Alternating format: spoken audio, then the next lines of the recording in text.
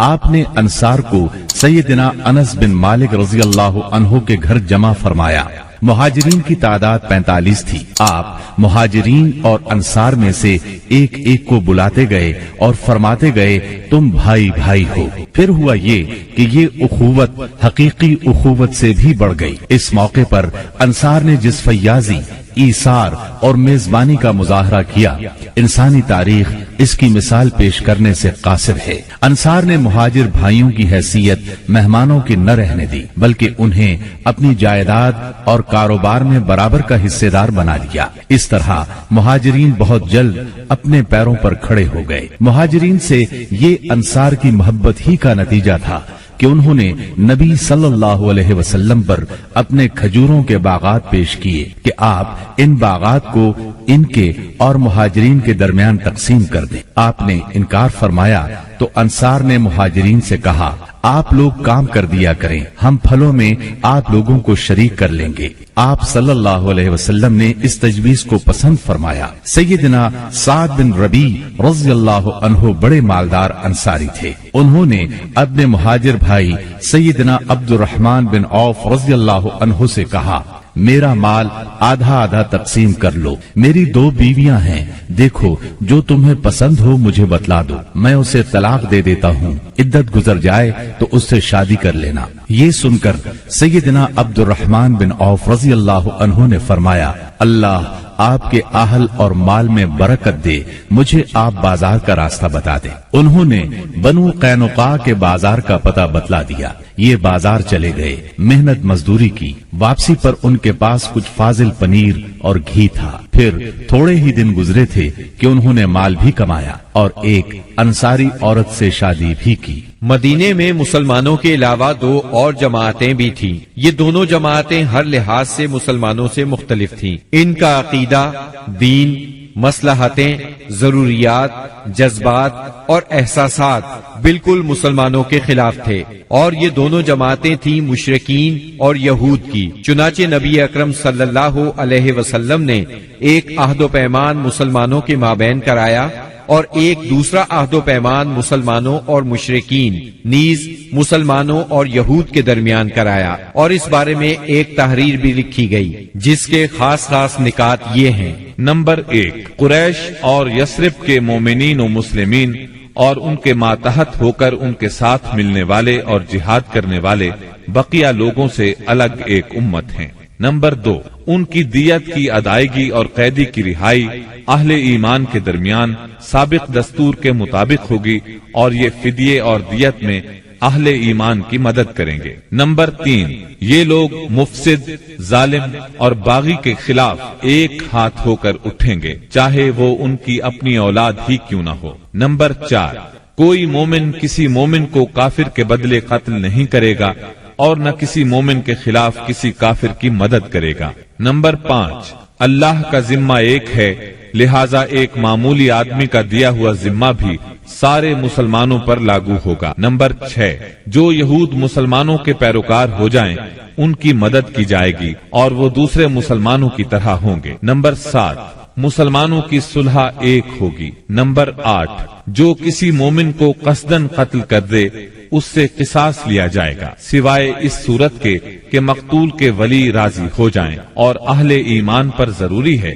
کہ سب قاتل کے خلاف اٹھ کھڑے ہوں۔ نمبر 9، کسی مومن کے لیے حلال نہیں کہ کسی ہنگامہ برپا کرنے والے یا بدعتی کی مدد کرے یا اسے ٹھکانہ مہیا کرے۔ نمبر 10، ان کے درمیان کسی بات میں اختلاف ہو تو اسے اللہ اور اس کے رسول کی طرف لوٹایا جائے گا۔ اس عہد و پیمان کے علاوہ نبی اکرم صلی اللہ علیہ وسلم نے مختلف اوقات اور موقعوں پر مسلمانوں سے اسلامی اخوت کا حق بھی بیان فرمایا۔ انہیں آپس میں تعاون، مدد، اتحاد و یگانگت، غم گساری اور خبر گیری کی ترغیب دی، یہاں تک کہ یہ اخوت تاریخ کی انتہائی بلندیوں تک پہنچ گئی۔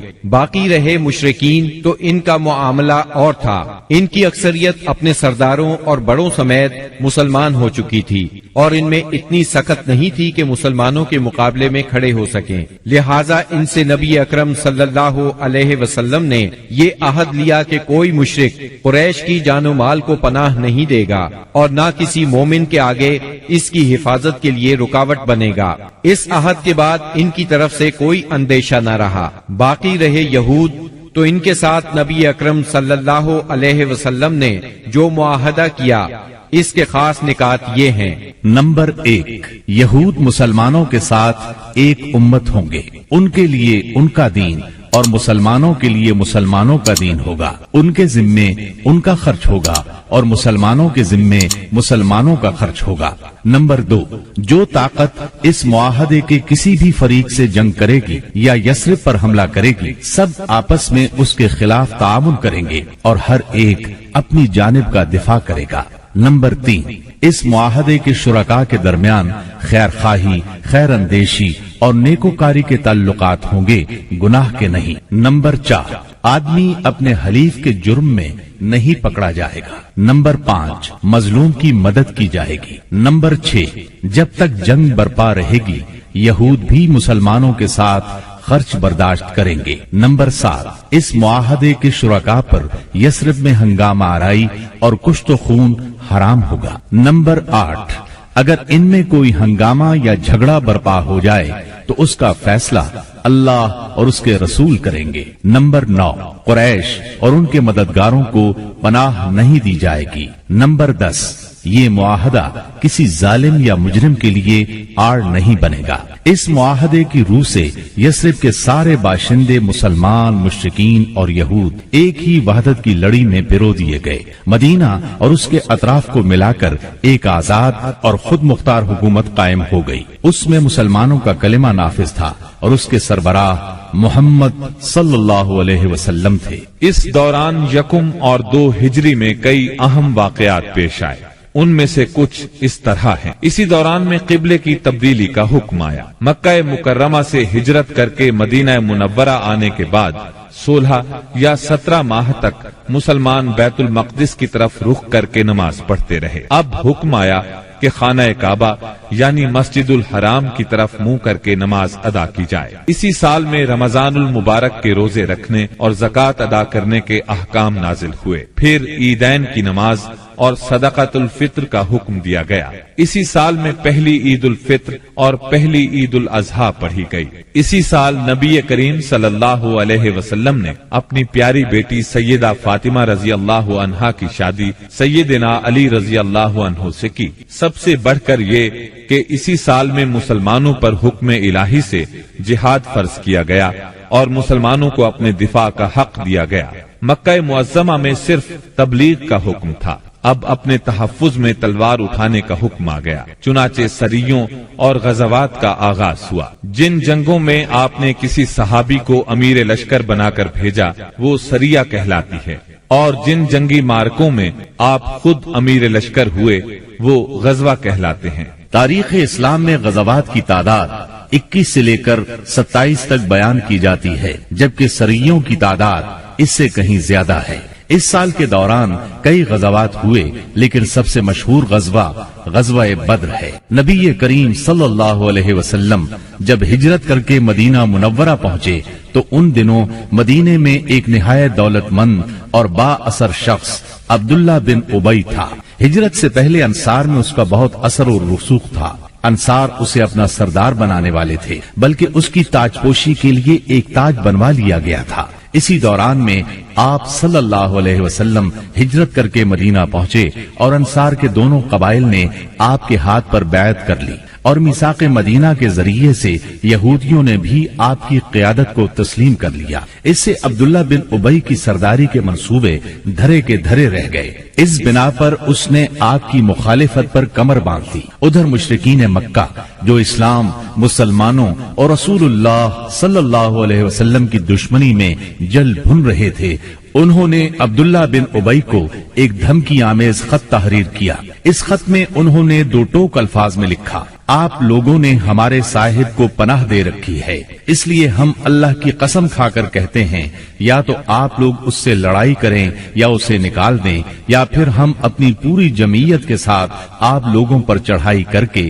آپ کے سارے جنگجوؤں کو قتل کر دیں گے اور آپ کی عورتوں کی حرمت پامال کر دیں گے۔ جب یہ خط عبداللہ بن ابی اور اس کے ساتھیوں کو ملا تو وہ رسول اللہ صلی اللہ علیہ وسلم سے جنگ کے لیے تیار ہو گئے۔ نبی اکرم صلی اللہ علیہ وسلم کو اس کی خبر ہوئی تو آپ ان کے پاس تشریف لے گئے اور فرمایا، قریش کی دھمکی تم لوگوں پر بہت گہرا اثر کر گئی ہے۔ تم خود اپنے آپ کو جتنا نقصان پہنچا دینا چاہتے ہو، قریش تمہیں اس سے زیادہ نقصان نہیں پہنچا سکتے۔ تم اپنے بیٹوں اور بھائیوں سے خود ہی لڑنا چاہتے ہو۔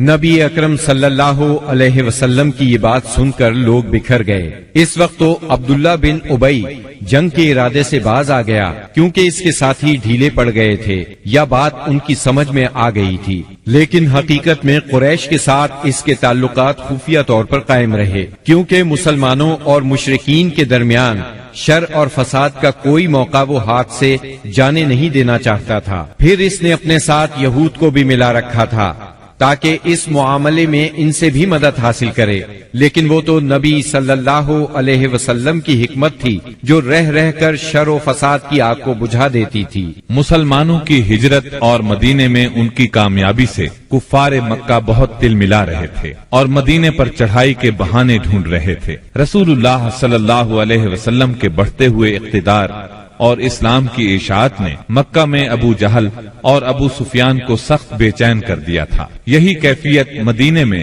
عبداللہ بن ابی کی تھی۔ اس نے قریش کے حوصلے بڑھائے اور انہیں یقین دہانی کرائی کہ اگر تم نے مدینے پر دھاوا بولا تو یہودی تمہارا ساتھ دیں گے۔ مسلمان جب سے مدینہ آئے تھے خطرات بڑھتے جا رہے تھے اور ان کے سروں پر منڈلا رہے تھے۔ یہی وجہ تھی کہ مسلمانوں نے راتوں کو جاگ جاگ کر مدینے کا پہرا دیا۔ ادھر قریش نے مدینے کو تباہ و برباد کرنے کا ارادہ کر لیا۔ اس غرض کے لیے انہوں نے کئی قبائل کو اپنا ہم نوا بنا لیا۔ چنانچہ جب نبی صلی اللہ علیہ وسلم کو خبر ہوئی تو آپ نے دو تدابیر اختیار کی۔ پہلی یہ کہ قریش کی شامی تجارت بند کر دی جائے تاکہ وہ مجبور ہو کر مدینے پر حملہ آور ہونے کا ارادہ ترک کر دیں۔ دوسرے یہ کہ مدینے کے آس پاس کے قبیلوں سے امن و امان کا معاہدہ کیا جائے تاکہ قریش جنگ مسلط کریں تو انہیں غیر جانبدار رکھا جا سکے۔ جب اللہ تعالی کی طرف سے جہاد اور قتال کی اجازت دی گئی تو رسول اللہ صلی اللہ علیہ وسلم نے کئی ایک سرایہ بھیجے اور غزوات میں حصہ لیا۔ ان کی مختصر تفصیل کچھ یوں ہے۔ اس سلسلے میں پہلا سریہ جو رسول اللہ صلی اللہ علیہ وسلم نے بھیجا وہ سریہ سیف البحر کہلاتا ہے۔ اسے آپ نے رمضان یکم ہجری بمطابق مارچ 623 عیسوی میں بھیجا اور اپنے چچا سیدنا حمزہ بن عبد المطلب رضی اللہ عنہ کو اس سریے کا امیر بنایا اور 30 مہاجرین کو ان کے زیر کمان شام سے آنے والے ایک قریشی قافلے کا پتہ لگانے کے لیے روانہ فرمایا۔ اس قافلے میں 300 آدمی تھے جن میں ابو جہل بھی تھا۔ مسلمان ایس کے اطراف میں ساحل سمندر کے پاس پہنچے تو قافلے کا سامنا ہو گیا اور دونوں فریق جنگ کے لیے صف آرا ہو گئے۔ قریب تھا کہ جنگ ہو جاتی لیکن قبیلہ جوہینہ کے سردار نے بیچ بچاؤ کرا دیا۔ دونوں فریق واپس چلے گئے۔ یہ اسلامی تاریخ کا پہلا سریہ اور پہلا فوجی عمل تھا۔ اس کا جھنڈا سفید تھا اور یہ اسلامی تاریخ کا پہلا جھنڈا تھا۔ اس کے علم بردار سیدنا ابو مرصد کناز بن حسین غنوی رضی اللہ عنہ تھے۔ اس کے بعد پے در پے سریے روانہ کیے گئے۔ چنانچہ شوال یکم ہجری میں سیدنا عبیدہ بن حارث رضی اللہ عنہ کو 60 مہاجرین کے ساتھ بطن رابغ کی وادی میں بھیجا گیا۔ وہاں ابو سفیان سے سامنا ہوا جو 200 آدمیوں کے ساتھ تھا۔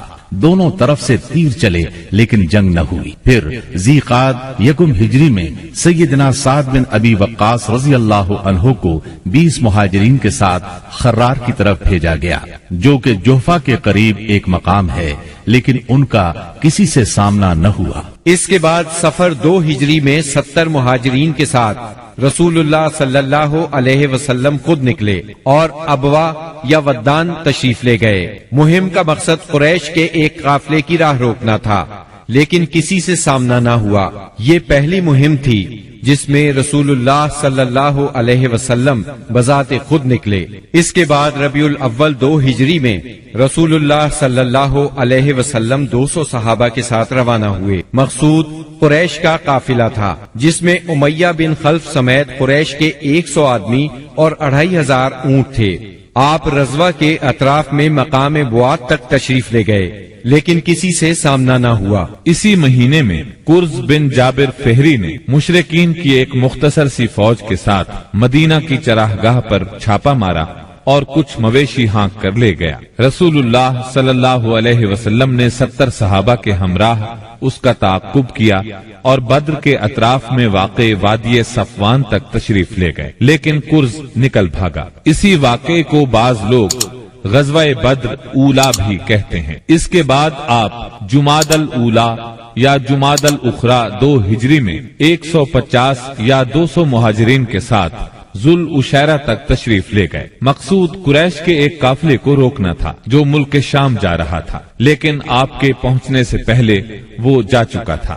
اس سفر میں آپ نے بنو مدلج اور ان کے حلیف بنو زمرہ سے جنگ نہ کرنے کا معاہدہ کیا۔ پھر رجب 2 ہجری میں نبی اکرم صلی اللہ علیہ وسلم نے سیدنا عبداللہ بن جہش اسدی رضی اللہ عنہ کو 12 مہاجرین کے ساتھ مکہ اور طائف کے درمیان ایک مقام نخلہ کی طرف روانہ کیا۔ مقصد یہ تھا کہ وہ قریش کے ایک قافلے کی خبر لائیں، مگر ان لوگوں نے قافلے پر حملہ کر کے عمر بن حضرمی کو قتل اور عبداللہ بن مغیرہ کے بیٹے عثمان اور مغیرہ کے غلام حکیم بن کیسان کو قید کر لیا اور قافلے کو ہانک لائے۔ ان کے ایسا کرنے پر آپ ان سے ناراض ہوئے، چنانچہ قیدیوں کو چھوڑ دیا گیا اور مقتول کا خون بہا ادا کیا گیا۔ یہ واقعہ رجب کی آخری تاریخ کو پیش آیا تھا، اس لیے مشرکین نے شور مچایا کہ مسلمانوں نے حرام مہینے کی حرمت پامال کر ڈالی۔ اس پر سورہ بقرہ کی آیت 217 نازل ہوئی۔ لوگ آپ سے حرام مہینے میں لڑائی کے بارے میں پوچھتے ہیں، آپ کہہ دیجئے اس میں جنگ کرنا بڑا گناہ ہے، اور اللہ کی راہ سے روکنا اور اس کے ساتھ کفر کرنا، مسجد حرام سے روکنا اور اس کے باشندوں کو وہاں سے نکالنا، یہ سب اللہ کے نزدیک اور زیادہ بڑا جرم ہے اور فتنہ قتل سے بڑھ کر ہے۔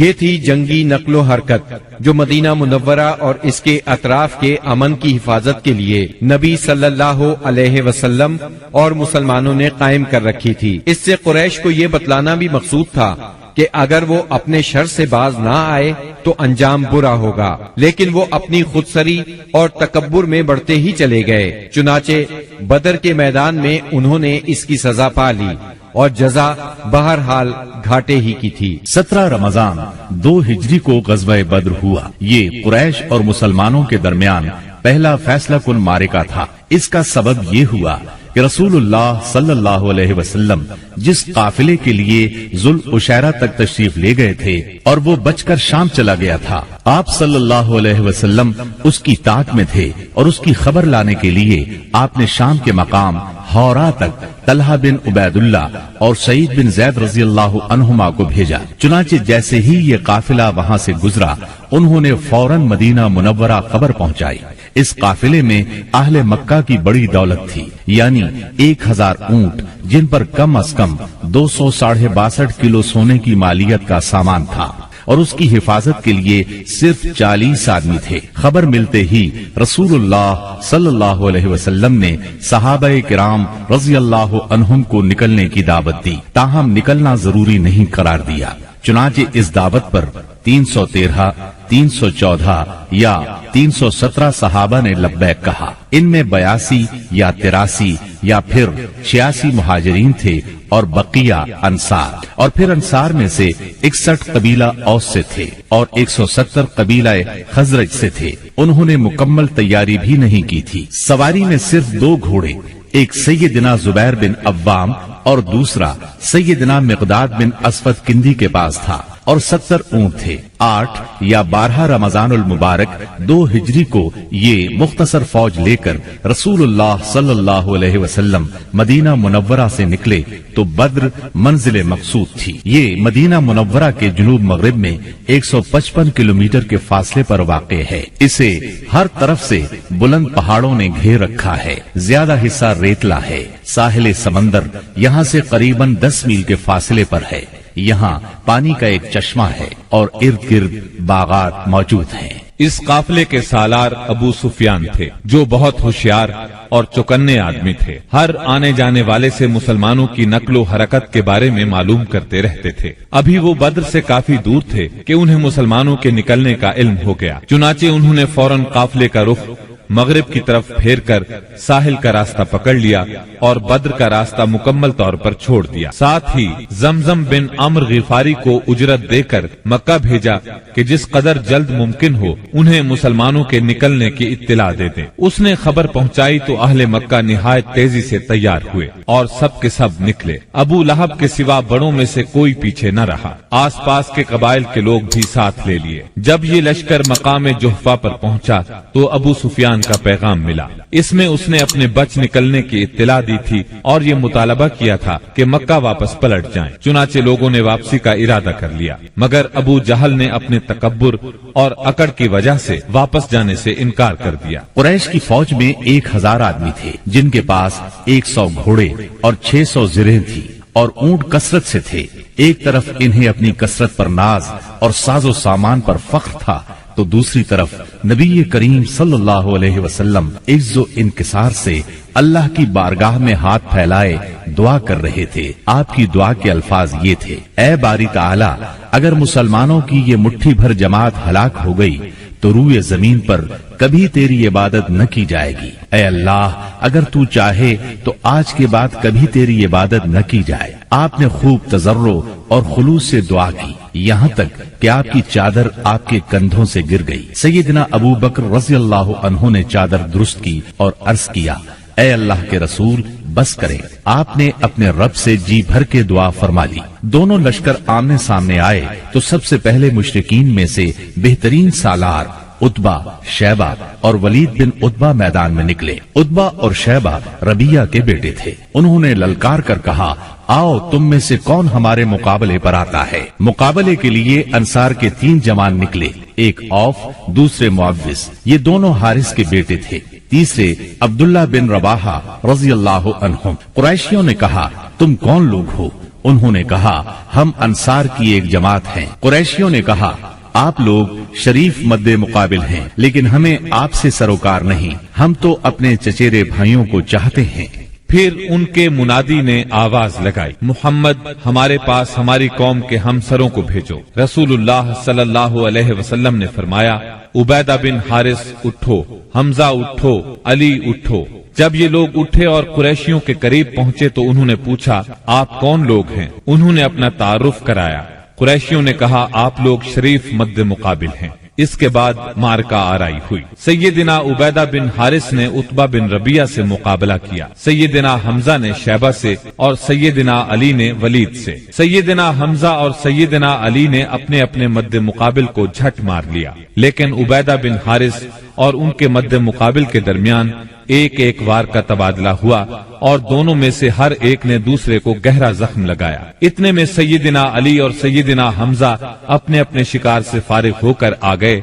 आते ही उतबा पर टूट पड़े, उसका काम तमाम किया और सैयदना उबैदा को उठा लाए। उनका पांव कट गया था और आवाज बंद हो गई थी, जो मुसलसल बंद ही रही, यहाँ तक कि जंग के चौथे या 5वें दिन जब मुसलमान मदीने से वापस होते हुए वादी सफरा से गुजर रहे थे, उनका इंतकाल हो गया। मुबारजत का नतीजा मुशरिकीन के लिए बुरा साबित हुआ। चुनाचे वो गुस्से से बेकाबू होकर मुसलमानों की सफों में तुंदी के साथ टूट पड़े। घमसान का रन पड़ा और कुश्तों के पुश्ते लग गए। इससे मुशरिकीन की सफों में इस्तिराब की लहर दौड़ गई। तागूत अकबर अबू जहल मलऊन ने अपनी सफों में इस्तिराब की इब्तिदाई लहर देखी तो चाहा कि इस सैलाब के सामने डट जाए। चुनाचे वो अपने लश्कर को ललकारता हुआ तकब्बुर के साथ कहने लगा, लातो उज़्ज़ा की कसम, हम उस वक्त तक वापस नहीं होंगे जब तक इन्हें रस्सियों में न जकड़ लें। देखो, तुम्हारा कोई आदमी इनके किसी आदमी को कत्ल न करे, बल्कि इन्हें पकड़ो और गिरफ्तार करो ताकि हम इनको इस हरकत का मजा चखाएं। लेकिन उसे इस गुरूर की हकीकत का बहुत जल्द पता लग गया, क्योंकि चंद ही लम्हे बाद मुसलमानों के हमले की तुंदी के सामने मुशरिकीन की सफ़ें फटना शुरू हो गईं। अलबत्ता अबू जहल अब भी अपने गिर्द मुशरिकीन का एक गौल लिए जमा हुआ था। इस गौल ने अबू जहल के चारों तरफ तलवारों की बाढ़ और नेजों का एक जंगल कायम कर रखा था। लेकिन गैरतमंद मुसलमानों के इस्लामी हुजूम की आंधी ने उस बाढ़ को भी बिखेर दिया और उस जंगल को भी उखेड़ दिया। इसके बाद ये तागूत अकबर दिखाई पड़ा। मुसलमानों ने देखा कि वो एक घोड़े पर चक्कर काट रहा है।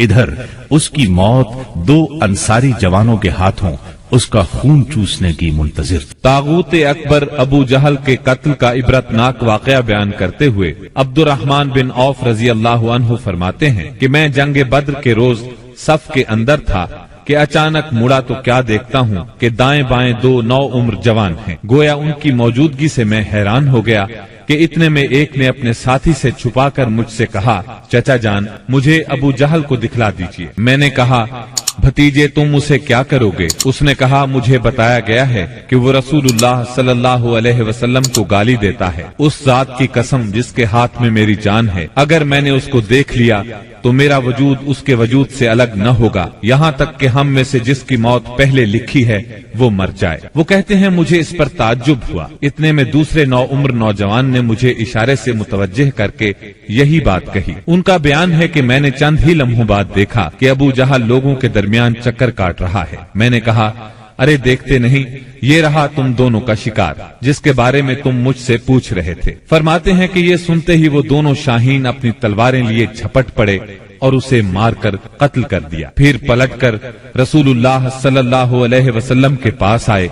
आपने फरमाया, तुम में से किसने कत्ल किया है? दोनों ने कहा, मैंने कत्ल किया है। आपने दोनों की तलवारें देखी और फरमाया, तुम दोनों ने कत्ल किया है। अलबत्ता अबू जहल का सामान माआज बिन अम्र बिन जमूह को दिया।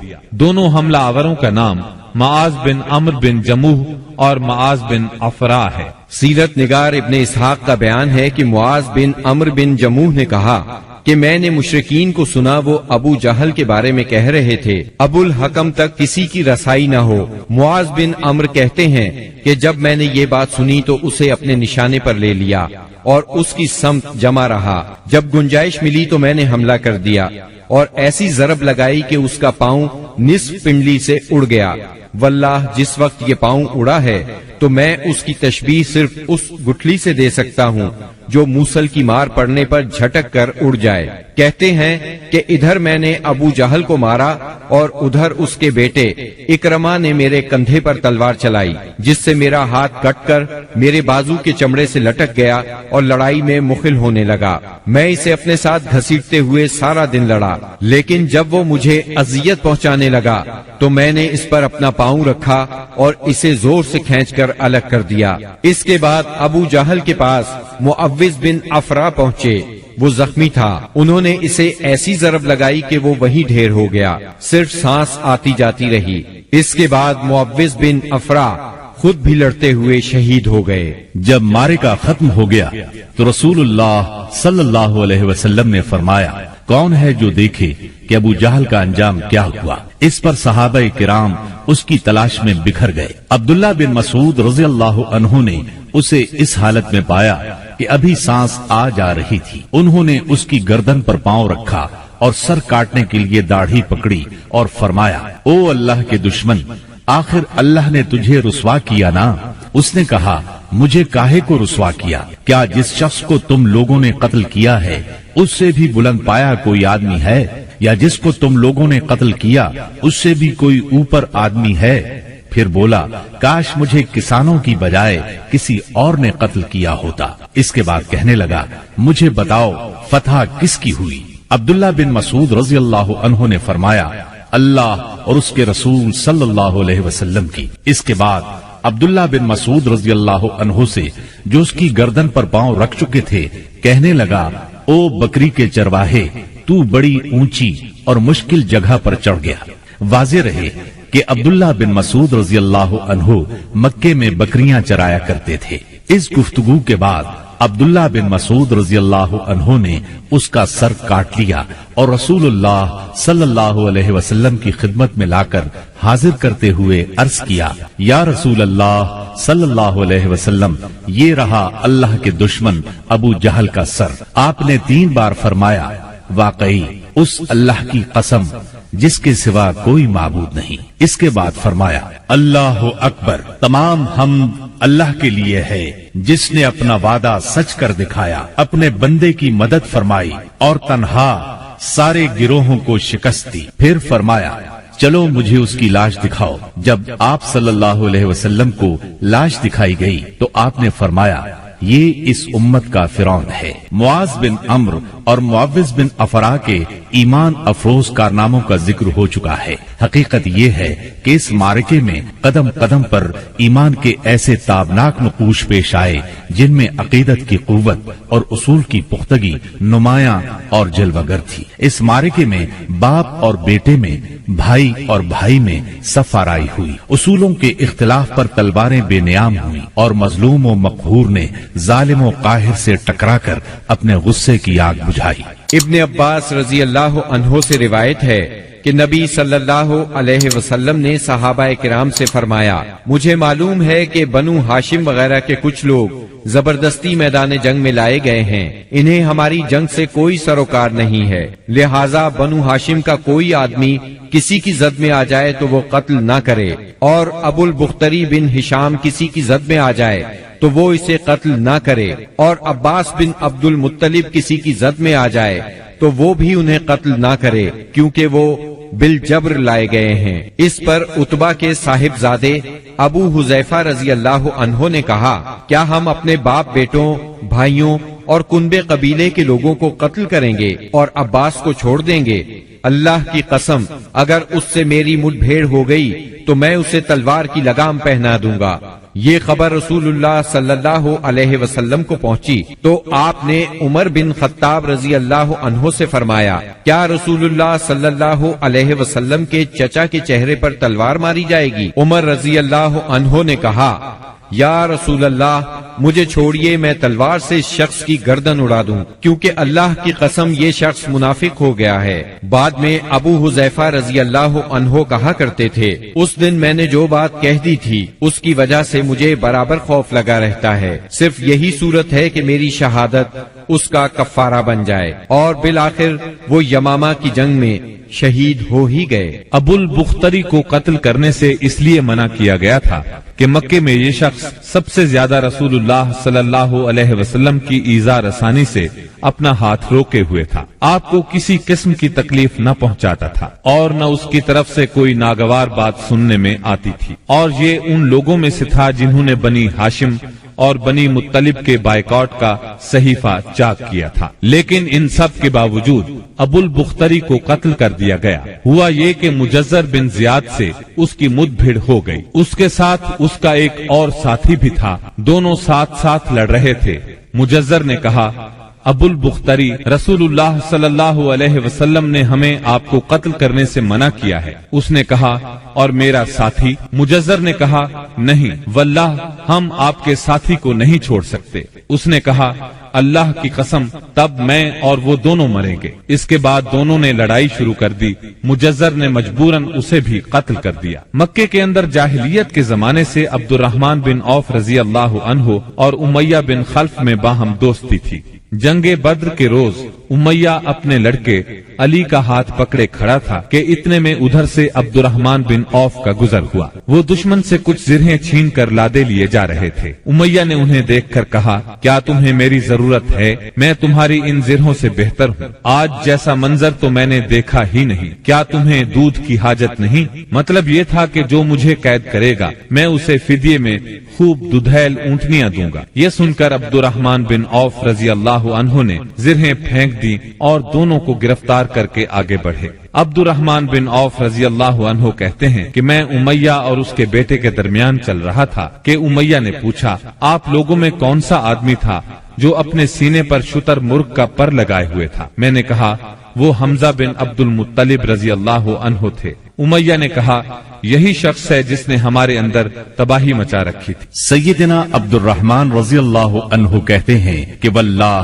میں ان دونوں کو لیے جا رہا تھا کہ اچانک بلال رضی اللہ عنہ نے امیہ کو میرے ساتھ دیکھ لیا تو انہوں نے کہا او ہو کفار کا سرغنہ امیہ بن خلف، اب یا تو میں بچوں گا یا یہ بچے گا۔ میں نے کہا اے بلال رضی اللہ عنہ یہ میرا قیدی ہے۔ انہوں نے کہا اب یا تو میں رہوں گا یا یہ رہے گا۔ پھر نہایت بلند آواز سے پکارا اے اللہ کے مددگارو، یہ رہا کفار کا سرغنہ امیہ بن خلف، اب یا تو میں رہوں گا یا یہ رہے گا۔ عبد الرحمن بن عوف رضی اللہ عنہ کہتے ہیں کہ اتنے میں لوگوں نے ہمیں گھیرے میں لے لیا، میں ان کا بچاؤ کر رہا تھا مگر ایک آدمی نے تلوار سے اس کے بیٹے کے پاؤں پر ضرب لگائی اور وہ وہیں گر گیا۔ ادھر امیہ نے اتنے زور سے چیخ ماری کہ میں نے ویسی چیخ کبھی سنی ہی نہ تھی۔ میں نے کہا نکل بھاگو، مگر آج بھاگنے کی گنجائش نہیں، اللہ کی قسم میں تمہارے کچھ کام نہیں آ سکتا۔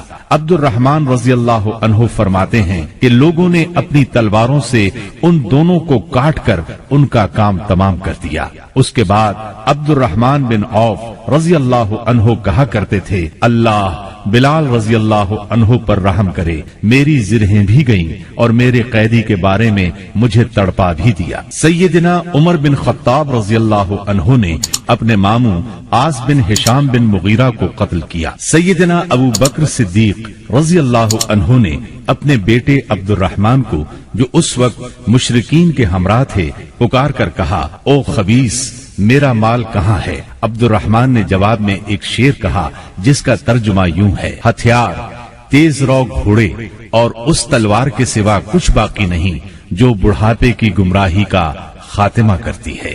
جس وقت مسلمانوں نے مشرکین کی گرفتاری شروع کی، رسول اللہ صلی اللہ علیہ وسلم چھپر میں تشریف فرما تھے اور سعد بن معاذ رضی اللہ عنہ تلوار حمائل کیے دروازے پر پہرا دے رہے تھے۔ رسول اللہ صلی اللہ علیہ وسلم نے دیکھا کہ سعد رضی اللہ عنہ کے چہرے پر لوگوں کی اس حرکت کا ناگوار اثر پڑ رہا ہے۔ آپ نے فرمایا اے سعد ایسا محسوس ہوتا ہے کہ تم کو مسلمانوں کا یہ کام ناگوار ہے۔ انہوں نے کہا جی ہاں اللہ کی قسم اے اللہ کے رسول، یہ اہل شرک کے ساتھ پہلا معرکہ ہے جس کا موقع اللہ نے ہمیں فراہم کیا ہے، اس لیے اہل شرک کو باقی چھوڑنے کی بجائے مجھے یہ بات زیادہ پسند ہے کہ انہیں خوب قتل کیا جائے اور اچھی طرح کچل دیا جائے۔ اس جنگ میں عکاشہ بن محسن اسدی رضی اللہ عنہ کی تلوار ٹوٹ گئی۔ وہ رسول اللہ صلی اللہ علیہ وسلم کی خدمت میں حاضر ہوئے، آپ نے انہیں ایک چھڑی تھما دی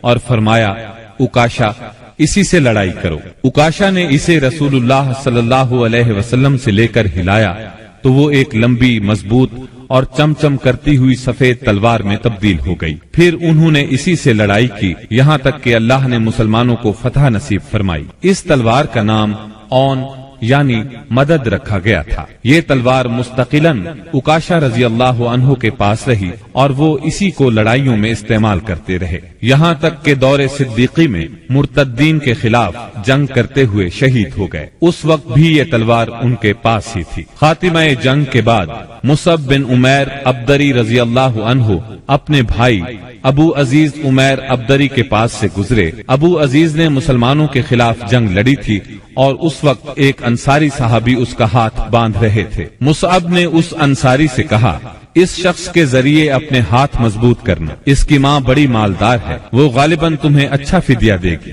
اس پر ابو عزیز نے اپنے بھائی مصعب رضی اللہ عنہ سے کہا کیا میرے بارے میں تمہاری یہی وصیت ہے؟ مصعب رضی اللہ عنہ نے فرمایا ہاں تمہاری بجائے یہ انصاری میرا بھائی ہے۔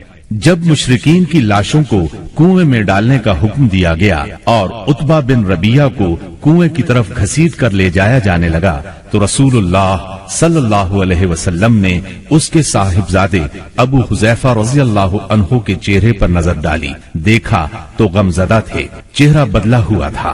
آپ صلی اللہ علیہ وسلم نے فرمایا ابو حذیفہ غالباً اپنے والد کے سلسلے میں تمہارے دل کے اندر کچھ احساسات ہیں۔ انہوں نے کہا نہیں واللہ یا رسول اللہ، میرے اندر میرے باپ کے بارے میں اور ان کے قتل کے بارے میں ذرا بھی لرزش نہیں، البتہ میں اپنے باپ کے متعلق جانتا تھا کہ ان میں سوجھ بوجھ ہے، دور اندیشی اور فضل و کمال ہے، اس لیے میں آس لگائے بیٹھا تھا کہ یہ خوبیاں انہیں اسلام تک پہنچا دیں گی، لیکن اب ان کا انجام دیکھ کر اور اپنی توقع کے خلاف کفر پر ان کا خاتمہ دیکھ کر مجھے افسوس ہے۔ اس پر رسول اللہ صلی اللہ علیہ وسلم نے سیدنا ابو حذیفہ رضی اللہ عنہ کے حق میں دعائے خیر فرمائی اور ان سے بھلی بات کہی۔ آخرکار اسلام نے کفر پر فتح پائی۔ اس غزوہ بدر میں قریش کا سردار ابو جہل بھی مارا گیا۔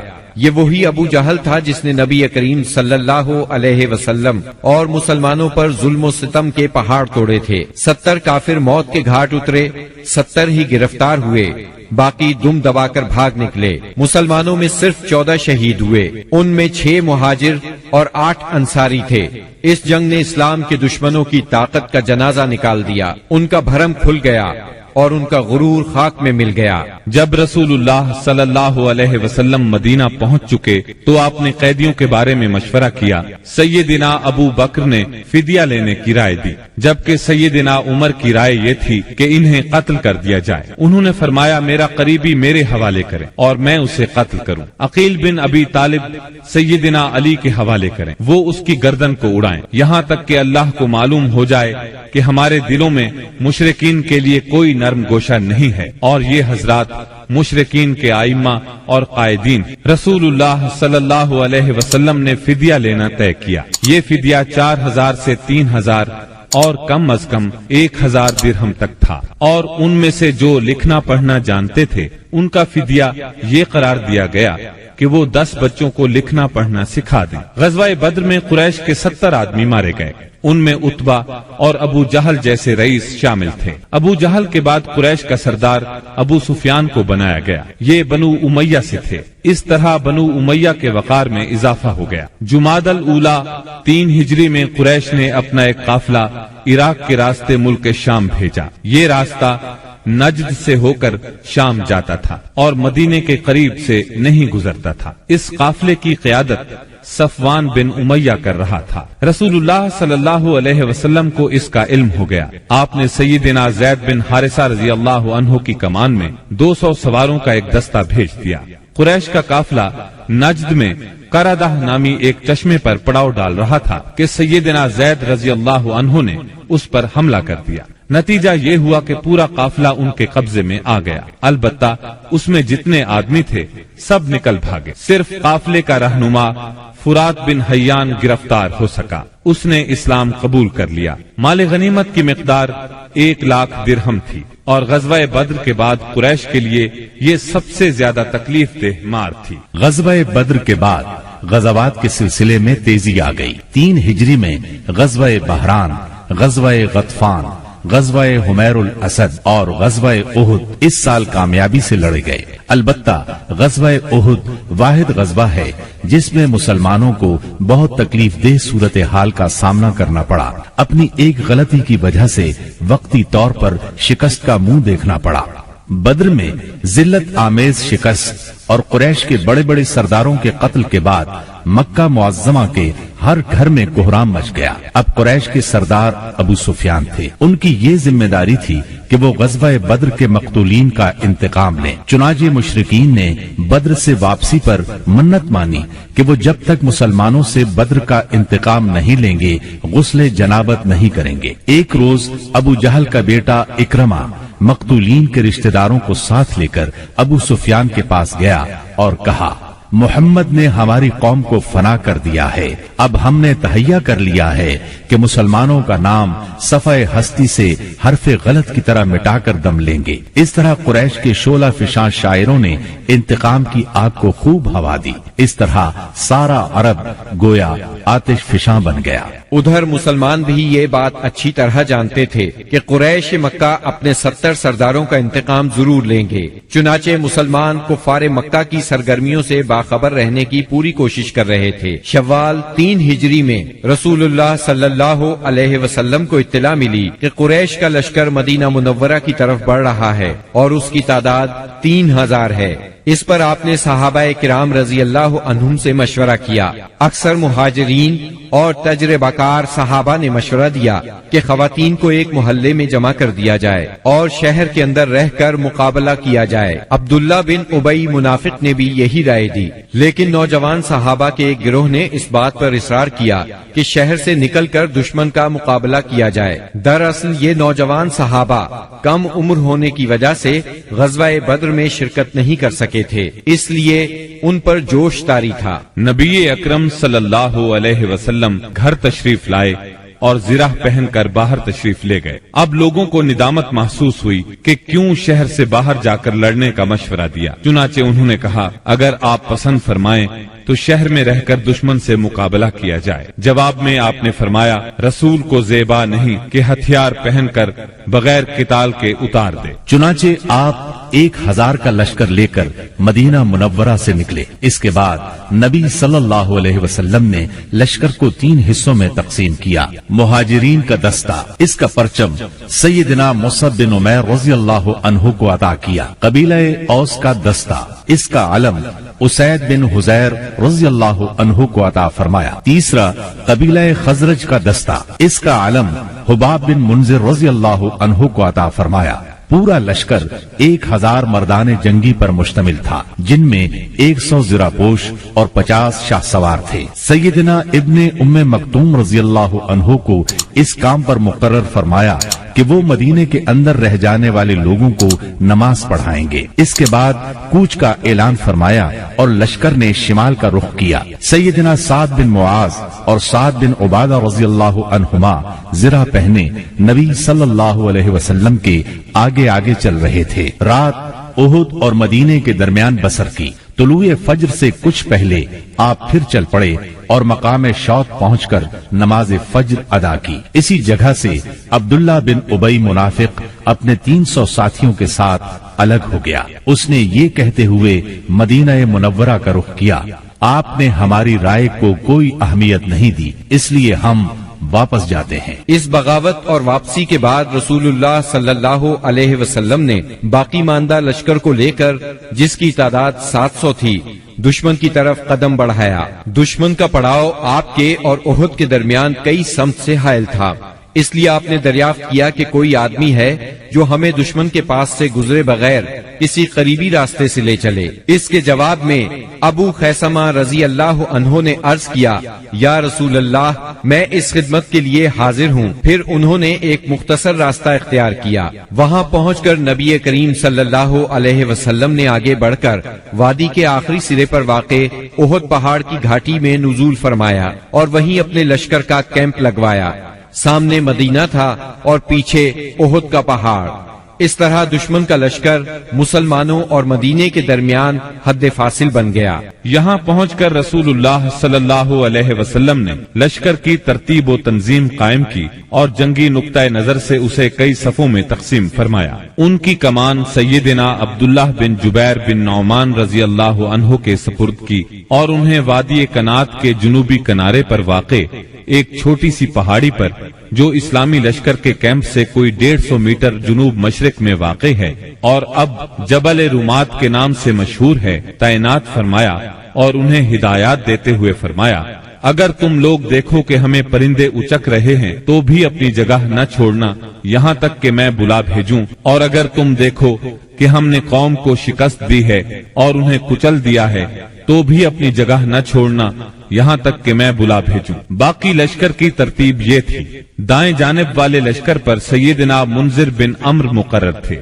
اور بائیں جانب والے لشکر پر زبیر بن عوام اور ان کا معاون سیدنا مقداد بن اسود کو بنایا گیا۔ سیدنا زبیر کو یہ مہم بھی سونپی گئی کہ وہ خالد بن ولید کے شاہ سواروں کی راہ روکے رکھیں۔ اس ترتیب کے علاوہ صف کے اگلے حصے میں ایسے ممتاز اور منتخب بہادر مسلمان رکھے گئے جن کی جانبازی اور دلیری کا شہرہ تھا اور جنہیں ہزاروں کے برابر مانا جاتا تھا۔ یہ منصوبہ بڑی باریکی اور حکمت پر مبنی تھا، جس سے نبی کریم صلی اللہ علیہ وسلم کی فوجی قیادت کی عبقریت کا پتہ چلتا ہے اور ثابت ہوتا ہے کہ کوئی کمانڈر کیسا ہی بالیاقت کیوں نہ ہو، آپ سے زیادہ باریک اور باحکمت منصوبہ تیار نہیں کر سکتا۔ یہ تھی نبی کریم صلی اللہ علیہ وسلم کی لشکر کی ترتیب و تنظیم جو 7 شوال 3 ہجری کی صبح عمل میں آئی۔ ادھر مشرکین نے بھی صف بندی ہی کے اصول پر اپنے لشکر کو منظم کیا تھا۔ ان کا سپہ سالار ابو سفیان تھا جس نے قلب لشکر میں اپنا مرکز بنایا تھا۔ دائیں جانب خالد بن ولید سالار تھے جو ابھی مشرک تھے، اور بائیں جانب کا سالار اکرمہ بن ابو جہل تھا۔ پیدل فوج کی کمان صفوان بن امیہ کے پاس تھی، اور تیر اندازوں پر عبداللہ بن ربیہ مقرر ہوئے۔ جھنڈا بنو عبد الدار کی ایک چھوٹی سی جماعت کے ہاتھ میں تھا۔ اس کے بعد دونوں فریق آمنے سامنے اور قریب آ گئے اور لڑائی کا مرحلہ شروع ہو گیا۔ جنگ کے پہلے مرحلے کی ابتدا مشرکین کے علمبردار طلحہ بن ابی طلحہ سے ہوئی۔ اس نے مسلمانوں کو للکارا۔ اس کی للکار سن کر سیدنا زبیر رضی اللہ عنہ فوراً صف سے نکل کر آگے آئے، اس کے مقابل ہوئے، بڑھ کر ایک بھرپور وار کیا۔ طلحہ فوراً ہی جہنم رسید ہو گیا۔ طلحہ کے گرتے ہی جھنڈا اس کے بھائی عثمان نے اٹھا لیا اور مسلمانوں کو مقابلے کے لیے پکارا۔ اب سیدنا حمزہ رضی اللہ عنہ آگے بڑھے اور عثمان کے کندھے پر اس زور سے تلوار ماری کہ کمر تک اتر گئی۔ اس طرح قریش کے 12 علمبردار یکے بعد دیگرے قتل ہوئے۔ پھر عام لڑائی شروع ہوئی۔ گھمسان کی جنگ چھڑ گئی۔ اس میں مسلمانوں کا پلہ بھاری رہا۔ مشرکین شکست کھا کر بھاگ نکلے۔ انہیں جوش دلانے والی عورتیں بھی بھاگ کھڑی ہوئی۔ مسلمانوں نے مشرکین کو گھیر لیا، انہیں مارنے لگے، ساتھ ساتھ مال غنیمت لوٹنے لگے۔ ایسے میں درے پر موجود 50 تیر اندازوں سے وہ غلطی ہو گئی جس نے لڑائی کا پانسا پلٹ دیا۔ ہوا یوں کہ نبی اکرم صلی اللہ علیہ وسلم نے ان 50 تیر اندازوں کو یہ ہدایت فرمائی تھی کہ اس درے کو کسی حال میں نہ چھوڑنا، لیکن جب مسلمانوں کو کامیابی ہوئی، کافر بھاگنے لگے اور مسلمان انہیں مارنے کاٹنے کے ساتھ ساتھ مال غنیمت بھی لوٹنے لگے تو انہوں نے بھی درہ چھوڑ دیا اور مال غنیمت لوٹنے کے لیے دوڑ پڑے۔ تیر اندازوں کے سردار سیدنا عبداللہ بن جبیر رضی اللہ عنہ نے انہیں روکنے کی کوشش کی، لیکن وہ مال غنیمت کی طرف متوجہ ہو گئے۔ قریشی فوج میں خالد بن ولید موجود تھے۔ انہیں اللہ نے غضب کی جنگی مہارت عطا کی تھی۔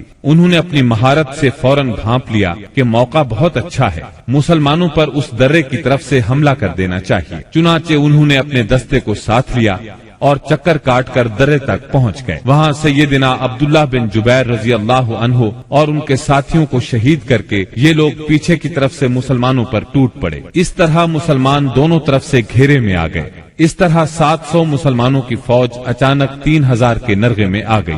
زبردست جنگ ہوئی، 70 صحابہ شہید ہو گئے، مسلمان منتشر ہو کر رہ گئے۔ اسلامی فوج کے علمبردار سیدنا مصعب بن عمیر رضی اللہ عنہ کی شکل و صورت رسول اللہ صلی اللہ علیہ وسلم سے بہت ملتی جلتی تھی۔ وہ شہید ہو گئے تو بعض لوگوں نے سمجھا رسول اللہ صلی اللہ علیہ وسلم شہید ہو گئے۔ اس خبر سے اسلامی فوج بد دل ہو گئی، ان میں سراسیمگی پھیل گئی، وہ مایوس ہو گئے۔ بڑے بڑے بہادروں کی طاقت جواب دے گئی۔ کچھ دیر بعد اتفاق سے کعب بن مالک رضی اللہ عنہ نے رسول اللہ صلی اللہ علیہ وسلم کو دیکھ لیا۔ وہ بلند آواز سے پکارے، مسلمانوں، رسول اللہ صلی اللہ علیہ وسلم زندہ ہے۔ مسلمان اس طرف لپکے اور آپ کو ہلکے میں لے لیا۔ لڑائی کے دوران میں ایک پتھر آپ صلی اللہ علیہ وسلم کی پیشانی مبارک پر لگا، اس سے زرہ کی 2 کڑیاں آپ کی پیشانی میں دھس گئیں۔ ایک اور پتھر آ کر لگا، اس سے آپ کے 2 دانت شہید ہو گئے۔ مسلمانوں کے پھر پلٹ آنے پر آخر کافروں کو بھاگتے بنی۔ 70 مسلمانوں کی لاشیں خون اور مٹی میں لت پت پڑی تھی۔ کفار نے انتقام کی آگ کو اس طرح ٹھنڈا کیا کہ ان میں سے اکثر کے ناک اور کان کاٹ لیے۔ آپ کے چچا سیدنا حمزہ رضی اللہ عنہ کی ناش کے بھی ناک کان کاٹ ڈالے گئے۔ سرور کائنات صلی اللہ علیہ وسلم نے چچا کی لاش دیکھی تو آپ دیدہ ہو گئے، تاہم صبر فرمایا۔ قریش مکہ کے لیے دعا فرمائی، اے اللہ میری قوم کو ہدایت فرما کیونکہ وہ مجھے نہیں جانتے۔ اس کے بعد آپ مسلمان زخمیوں اور شہیدوں کی خبر لینے کے لیے میدان میں تشریف لائے۔ بعض لوگ اس وقت تک بعض شہداء کو مدینے کی طرف لے چلے تھے۔ آپ نے انہیں حکم دیا کہ انہیں ان کی شہادت گاہوں میں واپس لایا جائے اور سارے شہداء کو غسل اور نماز جنازہ کے بغیر ان کے کپڑوں ہی میں دفن کیا جائے۔ آپ نے 2 اور 3 شہیدوں کو ایک ہی قبر میں دفن کیا، اور ایسا بھی ہوا کہ 2 شہیدوں کو ایک ہی کپڑے میں دفن کیا گیا۔ درمیان میں اسخر گھاس ڈال دی گئی۔ لحد میں اس شخص کو آگے کیا جسے قرآن زیادہ یاد تھا۔ آپ نے فرمایا، میں ان لوگوں کے بارے میں قیامت کے دن گواہی دوں گا۔ لوگوں نے سیدنا حنظلہ بن ابی عامر رضی اللہ عنہ کی لاش اس حالت میں پائی کہ وہ زمین سے اوپر اٹھی ہوئی تھی اور اس سے پانی ٹپک رہا تھا۔ رحمت دو عالم صلی اللہ علیہ وسلم نے فرمایا، فرشتے انہیں غسل دے رہے ہیں۔ ان کا واقعہ یہ ہے کہ ان کی نئی شادی ہوئی تھی، بیوی کے ساتھ ہی تھے کہ جنگ کی دعوت کانوں میں پڑی۔ وہ بیوی کو چھوڑ کر سیدھے میدان جنگ میں آ گئے، پھر حالت جنابت ہی میں لڑتے ہوئے شہید ہو گئے۔ چنانچہ فرشتوں نے انہیں غسل دیا، اس لیے انہیں غسیل الملائکہ کہا جاتا ہے۔ سیدنا حمزہ رضی اللہ عنہ کو اتنی چھوٹی چادر میں دفنا دیا گیا کہ اگر سر ڈھانکا جاتا تو پاؤں کھل جاتے تھے، اور پاؤں ڈھانکے جاتے تو سر کھل جاتا تھا۔ چنانچہ پاؤں پر اسخر گھاس ڈال دی گئی۔ یہی صورتحال سیدنا مصعب بن عمیر رضی اللہ عنہ کے ساتھ پیش آئی۔ شہداء کے دفن اور ان کے لیے دعا کے بعد نبی اکرم صلی اللہ علیہ وسلم اور صحابہ کرام مدینے کی طرف چلے۔ راستے میں کچھ عورتیں ملی جن کے عزیز شہید ہوئے تھے۔ نبی صلی اللہ علیہ وسلم نے انہیں تسلی دی اور ان کے لیے دعا فرمائی۔ بنو دینار کی ایک خاتون آئی جن کے شوہر، بھائی اور باپ شہید ہو گئے تھے۔ جب انہیں ان کے عزیزوں کی شہادت کی خبر دی گئی تو بولی، رسول اللہ صلی اللہ علیہ وسلم کی کیا خبر ہے؟ انہیں بتایا گیا رسول اللہ صلی اللہ علیہ وسلم خیریت سے ہیں۔ وہ بولی، میں آپ کو دیکھنا چاہتی ہوں۔ لوگوں نے اشارے سے بتایا۔ جب ان کی نظر آپ پر پڑی تو بولی کہ آپ کے بعد ہر مصیبت ہیچ ہے۔ مدینے پہنچ کر مسلمانوں نے ہنگامی حالت میں رات گزاری۔ جسموں پر زخم ہی زخم تھے، تھکن سے بدن چور چور تھے اور غم و الم کی کیفیت طاری تھی۔ اس کے باوجود وہ مدینے کا پہرا دیتے رہے اور رسول اللہ صلی اللہ علیہ وسلم کی پہرے داری کرتے رہے۔ ادھر رسول اللہ صلی اللہ علیہ وسلم نے محسوس کیا کہ دشمن کی نقل و حرکت پر نظر رکھنا ضروری ہے تاکہ وہ مدینے کا رخ کریں تو ان سے کھلے میدان ہی میں 2 ہاتھ کر لیے جائیں۔ چنانچہ صبح ہوئی تو آپ نے اعلان فرمایا، دشمن سے مقابلے کے لیے چلنا ہے اور صرف وہی آدمی جا سکتا ہے جو احد کی لڑائی میں شریک تھا۔ اس پر لوگوں نے کہا، ہم نے بات سنی اور مانی۔ چنانچہ سب لوگ مدینہ منورہ سے روانہ ہوئے۔ آپ نے 8 میل دور حمراء الاسد کے مقام پر پہنچ کر پڑاؤ ڈالا۔ ادھر مشرکین نے مدینہ منورہ سے 36 میل دور مقام روحا پر پڑاؤ ڈالا اور مدینے پر دوبارہ چڑھائی کرنے کا مشورہ شروع کر دیا۔ انہیں افسوس اس بات کا تھا کہ انہوں نے ایک بہترین موقع کھو دیا۔ ایسے میں معبد بن ابی معبد خزائی آپ کی خدمت میں حاضر ہوا۔ یہ آپ کے خیر خواہوں میں سے تھا۔ حمراء الاسد میں آپ کے سامنے پہنچ کر اس نے احد کے واقعے پر تعزیت کی۔ آپ نے اس سے فرمایا، تم جا کر ابو سفیان سے ملو اور اس کی حوصلہ شکنی کرو۔ معبد روحا پہنچا۔ اس وقت تک مشرکین مدینے کی طرف پلٹ پڑنے کا فیصلہ کر چکے تھے۔ معبد نے انہیں بری طرح ڈرایا، کہنے لگا، محمد ایسی جمعیت لے کر نکلے ہیں کہ میں نے ایسی مثال پہلے نہیں دیکھی۔ وہ سب لوگ تمہارے خلاف غصے سے بھرے ہوئے ہیں، بھڑکے ہوئے ہیں۔ ان پر اس قدر جوش طاری ہے کہ میں نے ایسی مثال پہلے کبھی نہیں دیکھی۔ نیز میرا خیال ہے کہ تم کوچ کرنے سے پہلے اس لشکر کا ہراول دستہ اس ٹیلے کے پیچھے سے نمودار ہوتا ہوا دیکھ لو گے۔